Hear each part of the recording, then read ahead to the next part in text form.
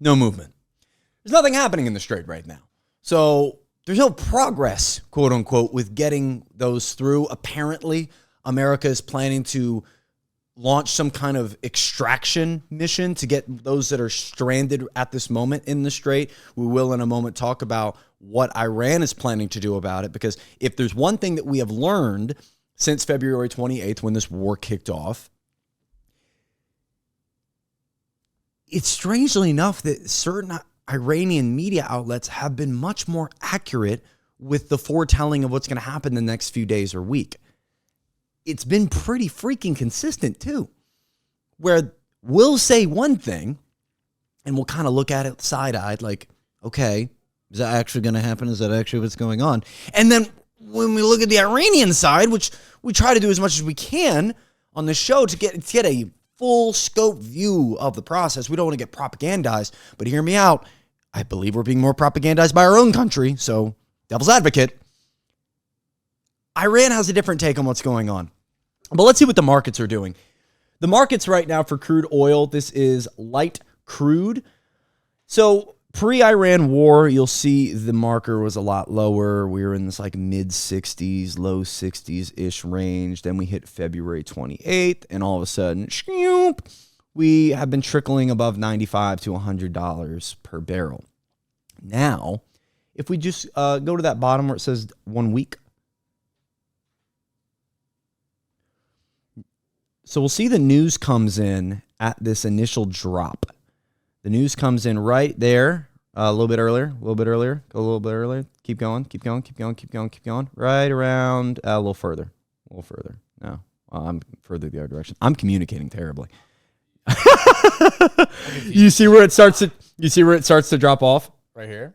A little bit farther. The other way. Farther. Yeah. I'm communicating terribly.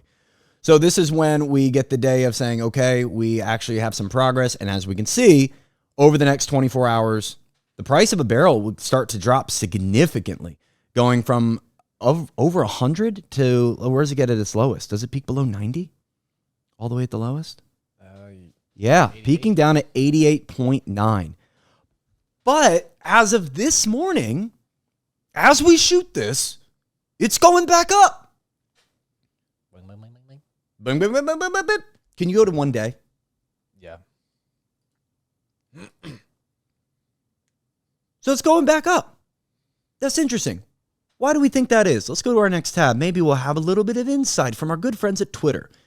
We go through the Kobayashi letter quite often. I want to read this off to you real fast. We put all sources, by the way, in the YouTube video description. So if you want to click into any of these, that's where you can find them. It says, according to our analysis, $920 million worth of crude oil shorts were taken 70 minutes before an Axios report claimed the U.S. and Iran were near a 14-point deal to end the war. At 3:40 a.m. Eastern today, nearly 10,000 contracts worth of crude oil shorts were taken without any major news. This is equivalent to $920 million in notional value, an unusually large trade at 3:40 a.m. Eastern. At 4:50 a.m. Eastern, just 70 minutes later, Axios released a report that the U.S. is close, quote unquote, to a, quote, memorandum of understanding, unquote, to end the Iran war. By 7 a.m. Eastern, oil prices have fallen over 12%, with these crude oil shorts gaining approximately $125 million in what? 4 hours? $125 million in 4 hours? Minutes later, Iran launched the Persian Gulf Strait Authority, and oil prices rebounded back, surging 8+%. We can go down and actually look at the graph they marked out. See those red candles. You can see the marks of where things happened, and then where the crude shorts profit was hit. And now, as we saw in the last graph and this one, it's going back up, even actively as we shoot this podcast, going back up.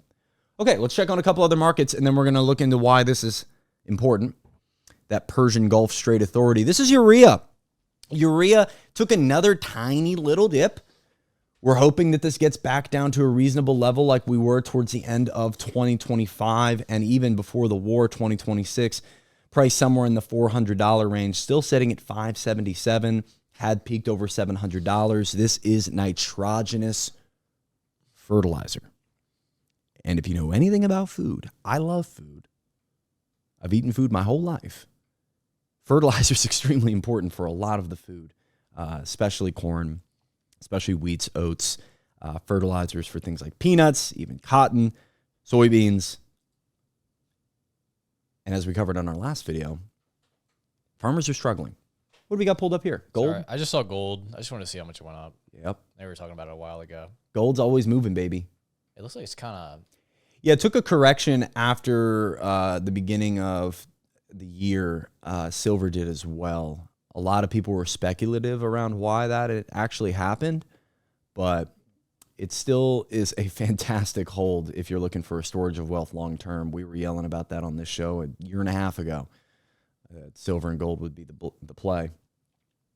Look at that movement. All right, let's get up to the U.S. 10-year Treasury yield, because this is another one that we can look at. How do investors view our economy? For those unfamiliar with a bond is how our government packages and sells its debt to investors to raise money for other efforts.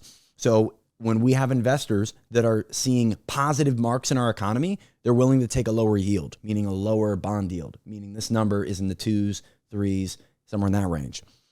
When they view the economy as a little bit shaky, especially when they see inflation in the future, this tends to go up. And the reason this is important to you is because this bond is how you get your mortgage rate. This bond is how you get your car rate. This bond is how you get any financing rate, credit card or otherwise. It all stems off this. And we can see for a while, really since the rates went up post-2022, 2023, they've stayed there. Can we lock this in, though, just to the last 5 days? Perfect. So we see a similar trend that oil saw with this steep drop-off toward the end of the 5th, beginning of the 6th, going all the way down to, where did it peak down to? Where did it, 4.334? And now we're back up to 3.48. Not a significant move up, but stabilized down and started to peak back up. Similar move to oil. Is this off of the news initially? It seems like it. That drop came off that news initially, that we were getting some progress. We're going to get the Strait open. Oil's going to flow once again. That'll be great. And that we've probably won the war for the 18th time.